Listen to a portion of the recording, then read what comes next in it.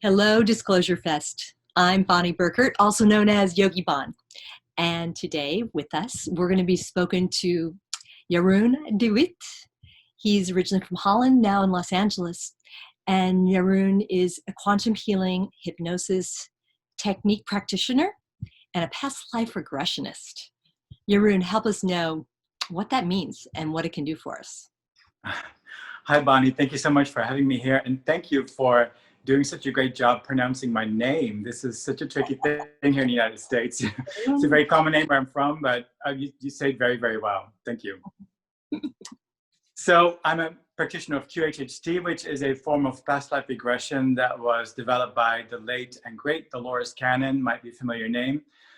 So I see people on a daily basis to help them get unstuck in their lives by having them access different lifetimes to gain or to get resources from their soul to get onto a higher plane in their current lifetime. That's what I do. Very important. I will share that I had an experience with a past life regression session a long time ago. Some of the earliest, I guess, new age work that I've ever done. And I saw an old boyfriend, and it helped me kind of figure out that relationship then, why we had the relationship now, maybe even forgive him for being, a jerk, and find peace in myself and work my way through it. So I'm a big believer, and please help people know a little bit more what it's like. What is a session with you like? So the main focus is healing. So a lot of people think past life regression means sort of past life tourism to get an interesting view on different parts of our identity, and that is an important part. But healing is the biggest. It's the biggest part of a session. So why is it healing? Because a lot of times we can get stuck in our lives or feel crappy or depressed because there is a ton of self-judgment present, or we've gone through difficult experiences. And what past life regression can do is when we tune into our soul or source, we get to find out that we are part of a benevolent universe that is just supporting us to get to know ourselves more as source. So we are all the point the universe is trying to make. And the lives that we lead, including the challenges, have all been opted into. So to find out about that you are on your life's path, and that the challenges that you're facing are not you going off the path, but that all the things that you've scripted, if you will, before this lifetime are ways for you to heal or to help yourself get to know yourself as God on the planet. We don't come out in this world feeling complete in who we are, and we're just here to be healing personalities and just start healing the world. Most of us, we go through a journey of lots of challenges to find out what it's like, to learn compassion, to be able to relate to other people that are going through the same thing, and to gain invaluable knowledge on how to overcome these challenges and inspire other people to do the same thing. So in past life regression, there's sort of a wider understanding that happens when people see themselves as a part of the whole, and how it all is a perfectly functioning, like clockwork, how their lives are perfect pieces, including the challenges. And also to tap into relationships, like you just said, to have an understanding of maybe a challenging relationship in this lifetime, but another lifetime you were like, crazy lovers together. And then to find out that you sat together before going into the current lifetime, and then saying like, hey, I want to learn this particular thing about codependency. I want to really learn to get to my own self-worth, and I need to have a codependent relationship with somebody so I can find out what it's like to not be at my own power. Sounds familiar? Yeah. So you looked to the side. So I've been in lots of codependent relationships myself. So, and then, this other soul says, great, I'm going to come in as this narcissist asshole in your life, and I'll help you really feel what it's like to not value yourself, so you can make the decision to start valuing yourself. Wow. Yeah. Wow. Right. That's big. That's big, even just in this lifetime, whether or not that was somebody I knew in the past or not, but maybe. So this is often when people talk about twin flames or soulmates. I see this over and over in my office, and I've had the experiences myself when I was in relationships with these guys that were shut down emotionally, or narcissists, or there might have been mental health issues. So they were not able to be present with me. So I was caretaking and trying to shine the light on them and trying to rescue them or fix them. But I wasn't really tending to my own emotional needs, nor expecting them to do that. So, and it didn't make me feel good. So I thought these guys, one after another, were my soulmates or my twin flames, because I had this sort of magnetic, feverish, addictive attraction to them. And it might be that they were my soulmates, but they came in to teach me what it feels like to not value myself. So I could then sort of hit my rock bottom and then start to learn what it's like to value myself. And this is what I've been doing. I am a advocate of self-love within the work that I do. And I find that it's really helpful, quantum healing hypnosis technique, to turn people on to starting to love themselves. And this ties in with DisclosureFest and what's happening on the planet. We are in a spiritual awakening right now. This, you've probably heard about this, you listener, and Bonnie, of course. But yeah, it's been happening for a while, and it's amping up.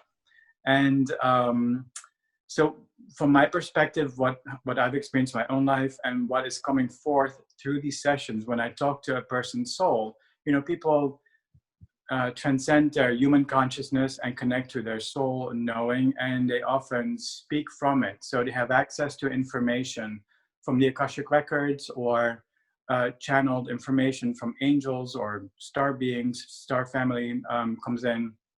And so this is what we're hearing over and over, that we're in a glorious time right now from the perspective of the soul, that we have come here, all of us, to witness this amazing event of the spiritual awakening that's happening.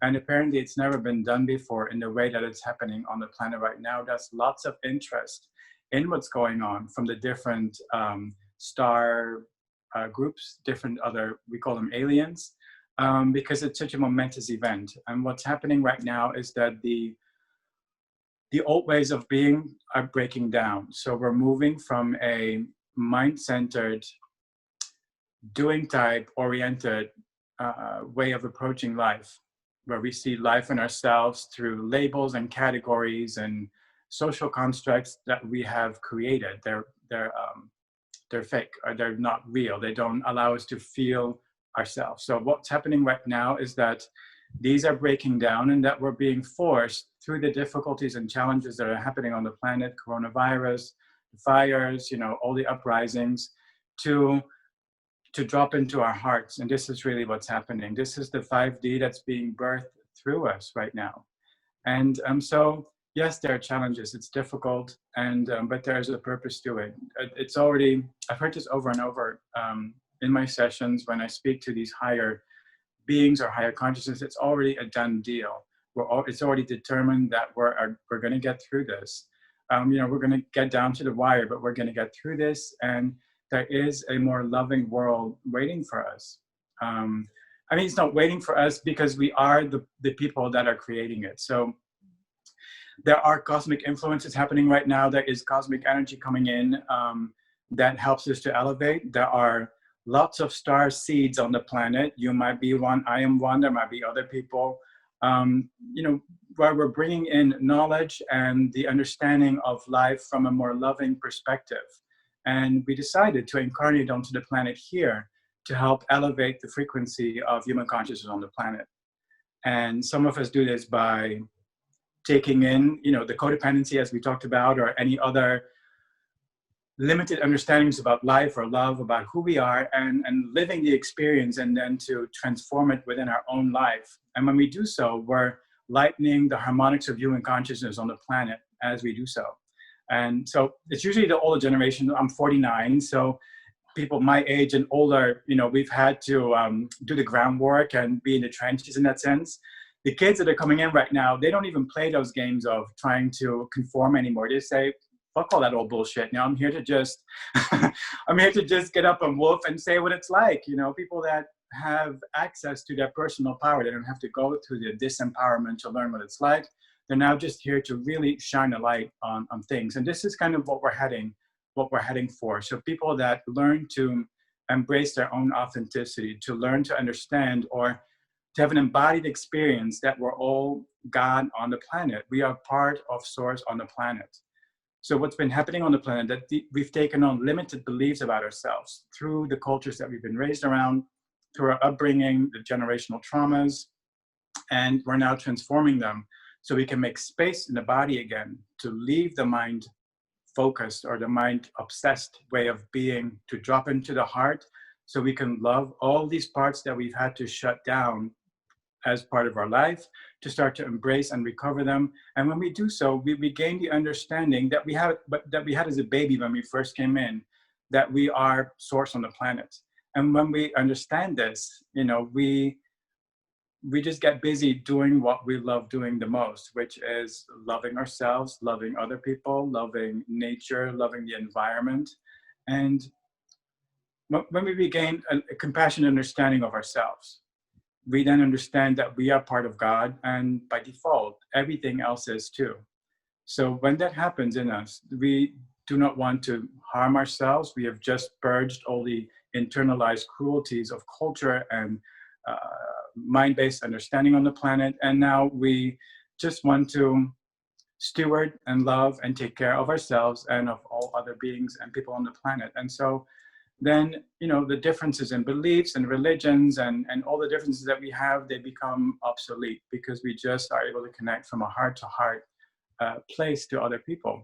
So this is kind of a long-winded descriptor of what past life regression can do for people. It is really to tap into your own source of love and wisdom, the part that knows everything about the current lifetime and all the other lifetimes. And it can soothe the human understanding, knowing that you are on the right path and that you came here for all this difficulty that's happening right now. You've got front row seating to the whole event happening, and you are an integral part of it. You came here to raise the frequency of consciousness on the planet by being fully you, to express God as you, not just the parts of you that you've learned are appreciated or valued by other people, but all of you. You came here fully loaded and fully coded to do God as you. So the business that you should be getting with is to, and which you're already doing because you are alive on the planet, is to learn to love yourself first. It's important because then you accept and channel and anchor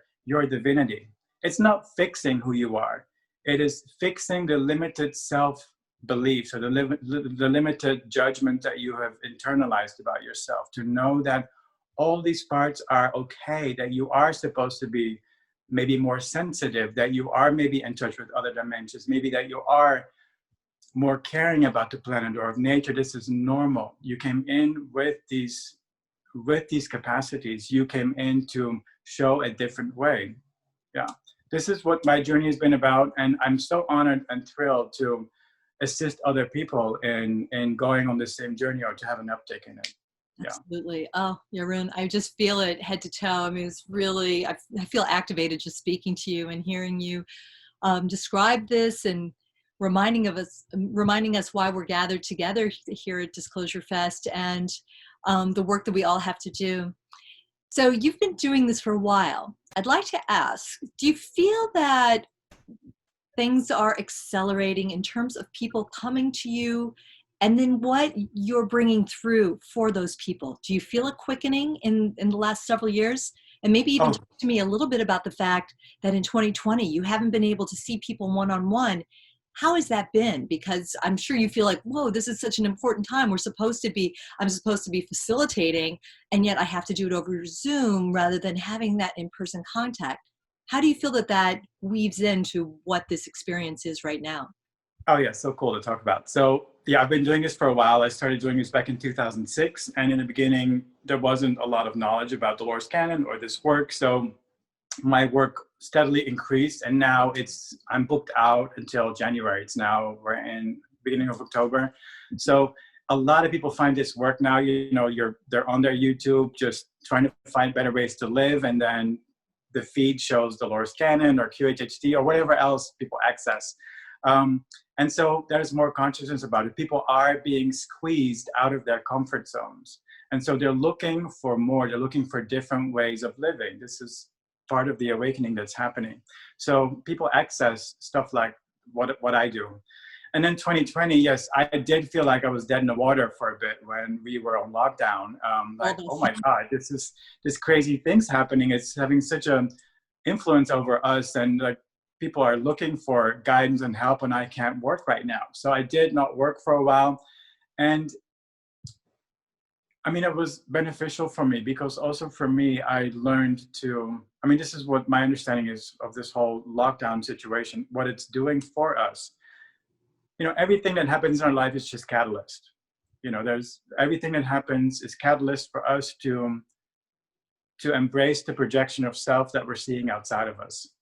So coronavirus, you know, you can debate on how it started to come to be or where it came from, or is it evil, or all that stuff. You can have a debate about all of that. But the fact is that we are dealing with the consequences and the symptoms of it. So how is that affect us in our own personal universe? So for me, and what I saw in my clients and other people around me, that what it did, it pressed the pause button. And it pressed the pause button on the abuses that we've been perpetrating to ourselves and the planet. That, you know, that we have been busy in our lives having such a doing type oriented approach to life, to be producing and doing and creating stuff. What? Too concentrated in the 3D. Yes. And so what this did, this coronavirus lockdown bit that we went through, is that we were forced to focus on our feelings. Our feelings are part of us. You know, feelings and emotions have been the stepchild of our culture. You know, we've been very sort of mind-based. And so what this coronavirus lockdown did is it allowed us to tap into our feelings and to start to embrace and explore that part of us. Whether it was through exploring joy, because, you know, you might have been like, fuck that job, you know, I'm glad that I don't have to go. So now what can I do? My day is empty. What should I do? Well, what do I want to do? What will bring me joy? I'm going to go out in nature. I'm going to go create. I'm going to go paint. I'm going to go dance, you know, get a Zoom class or whatever. So to follow the joy, or if it elicited fear and anxiety, then your day would have been about trying to find ways to take care of yourself, to take care of those feelings, to feel better. So from my perspective, you know, this business was this lockdown was helpful for people to understand that part of themselves better and to explore that part. Yeah. No, I love that. I mean, my understanding from others and things that I've studied and heard was we're not interacting with others' auras. So it's almost an aura cleanse. It's a chance at an aura cleanse for all of us. And, you know, it's sad that we can't gather for DisclosureFest. And you've been in past years, if you ever had a chance to be at previous mass meditations? You know what? I'm embarrassed to say I have not. I always had other events pre-planned, or I had work scheduled before I did this full time. So I've never been, but I would always host some of the speakers that were speaking at the event. And so I sort of get my secondhand experience through them. Fantastic. Yes. Yeah. Well, hopefully next year, and we're always doing events all throughout the year. So who knows when we'll have a chance to do this in person, Jeroen. Tell me a little bit about, because we're talking about the mass meditation, tell me your feelings about what it's like to come together, and are we going to be okay only being able to do it online? I mean, how much of a miss is it, or can we do this? Is this World Wide Web still keeping us connected? I mean, there's almost that component of the ether, right? I mean, if you think about it, we're having to work on the ether. So what does it feel like for you? Tell me your experience about meditation and how it would apply to us all gathering together for DisclosureFest mass meditation. So, I mean, this is an amazing event. So this to me is 5D manifest on the planet, events like this, because of the intentionality and the kind of people that it draws, this focus on love and connectivity, and it's beautiful. And of course, it's sad that we cannot feel the visceral presence of other human beings, but I think we found remarkable ways of connecting anyway. I mean, everything is energy anyway, so we can connect through space and through time. I mean, I do this in my work all the time. We tap into different timelines and different places. It can be done on the spot just by directing consciousness. So I don't think, there is, and I've been doing my work online as well. I've been doing group regressions online, and it just works just the same as in person.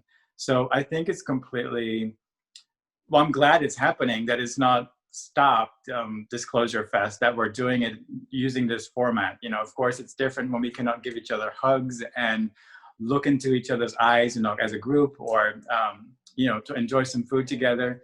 But I think it works just the same. It's all intentionality and energy, and it's remarkable what has been created over these last couple of months in terms of through a desire to connect anyway, despite of the lockdown. Yeah, very much. And maybe that much more global for people that couldn't actually be on hand in Los Angeles, where they're able to be a part of this. So, exactly. Yeah. Yeah. Go ahead. Yeah. No, you mentioned group sessions online. Would you like to describe that a little bit more and perhaps tell people, I know you said you're busy till January, but how can people connect with you? Go ahead and let us a little bit know more about finding you. Oh, thank you. So yeah, I started seeing people in person again in my office here in Los Angeles. But then I also do Zoom sessions. I do group regressions, and I work through different venues all over town. I work with the Mindry and Den Meditation and Bindu Point and Liberate Emporium, Liberate Yourself.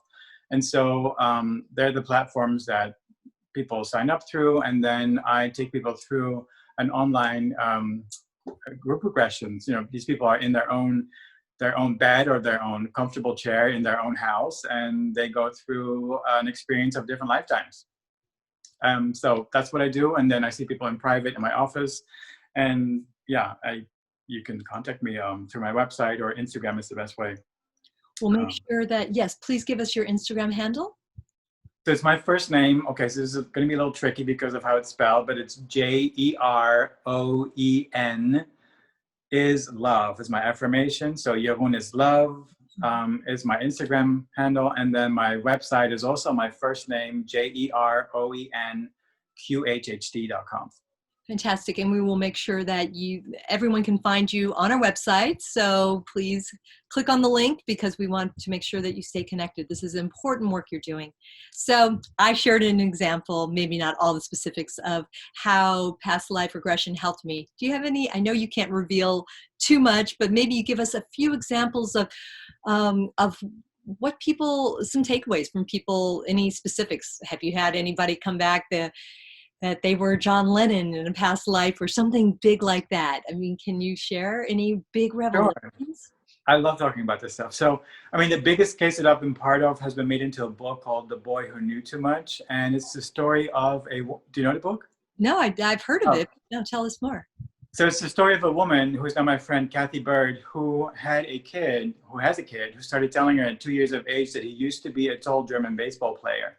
And she thought, oh, cute imagination. But then things would happen where she would take him to a baseball stadium, and there was like a large poster of Babe Ruth on the wall, and the kid had a total meltdown. He said, that is a bad guy. We had a big fight. He is evil, to the point where she needed to drag him away from the area because he was just so upset. So come to find out that he used to be Lou Gehrig, the baseball player, because more of these instances would happen where he would comment on, I think they were in a hotel somewhere, and he said, oh, when I was the baseball player, we would travel in coaches or trains. We didn't travel in planes. Or he would comment on the things that would happen in like the 30s and 40s, like transportation-wise and stuff. So Kathy was from a Christian background, had no concept of reincarnation. And through different friends, she finally found me, and she comes in with this crazy story. And she goes, I don't know what this is, past life regression. Can we do a session? I want to find out what it is. She's a Gemini, much like I am, so we immediately hit it off on a personal level. We have such a good time talking. And then we did the session, and she goes into the lifetime of Christina Gehrig, Lou Gehrig's mom. Her kid had told her that she used to be his mom in that past lifetime, but that he liked her now much better because of her bubbly personality. I told her what I tell everybody in my session. I don't tell you what to go look at, what kind of past life. I leave this up to your higher self. It knows way better than I do what is most healing for you today. So, but we did go and explore this lifetime. It ended up a working class environment on the East Coast where she was just a slightly more plump woman. in sort of old-fashioned clothes, and she described the living room she was in, a little dog beside her. We found her at the dinner table, speaking German, some German words, knew all the German names of her kids because she was born in Germany. So we had a very detailed experience of her sort of re-experiencing that lifetime. She came back 2 more times to do sessions and would go back in the same lifetime. So I asked her higher self, why are we doing this? Why do we have to explore this lifetime over and over again? This has never happened since. So it said, well, she is to mine this experience or mine this lifetime for verifiable details that you can go and fact check with still living descendants and relatives, and then write a book about it. It will be a book that will have more people drawn to this concept of reincarnation because it involves baseball, and it will have this level of verifiability where, you know, she knew things in the session that she couldn't have known about.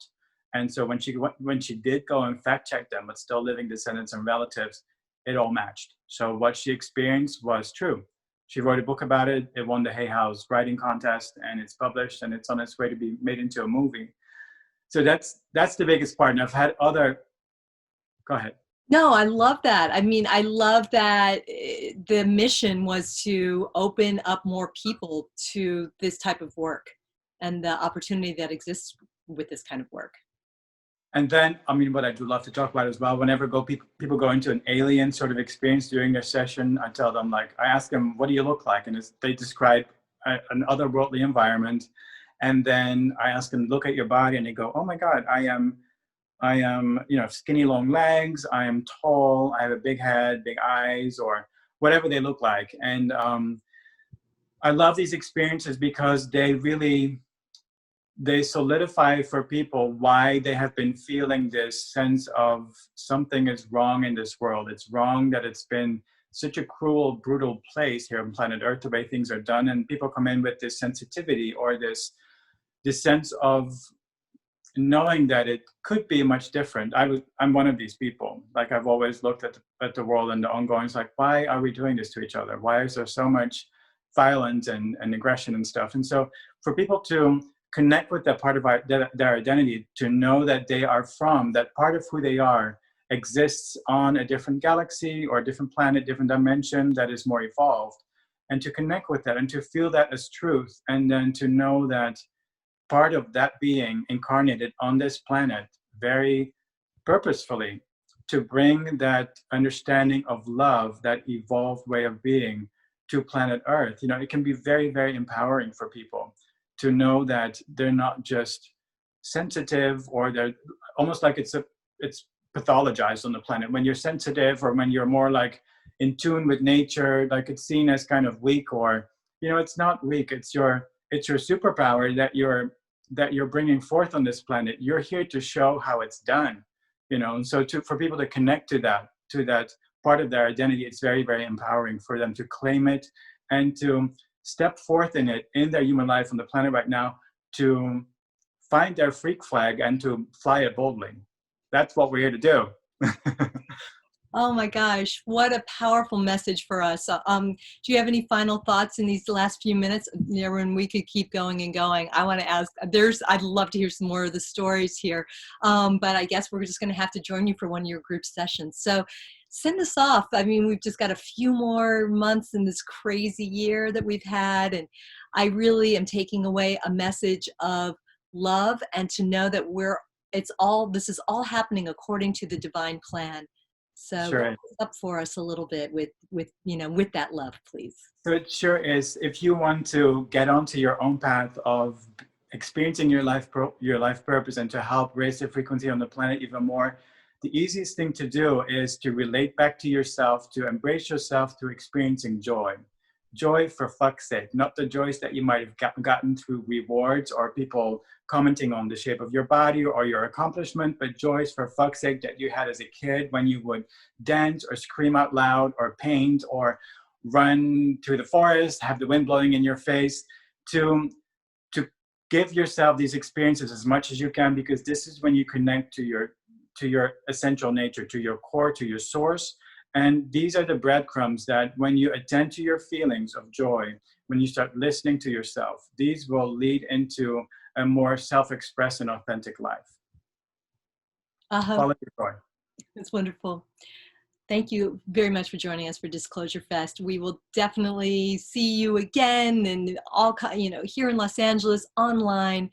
It's wonderful that you have been a part of this for us, and I am really happy that everybody gets a chance to learn more about the opportunities that exist with past life regression. So please check out Jeroen and his different ways to find him online here on the site.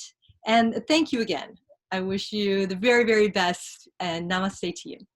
Namaste. Thank you for having me here. Thanks for joining us at Disclosure Fest, everyone.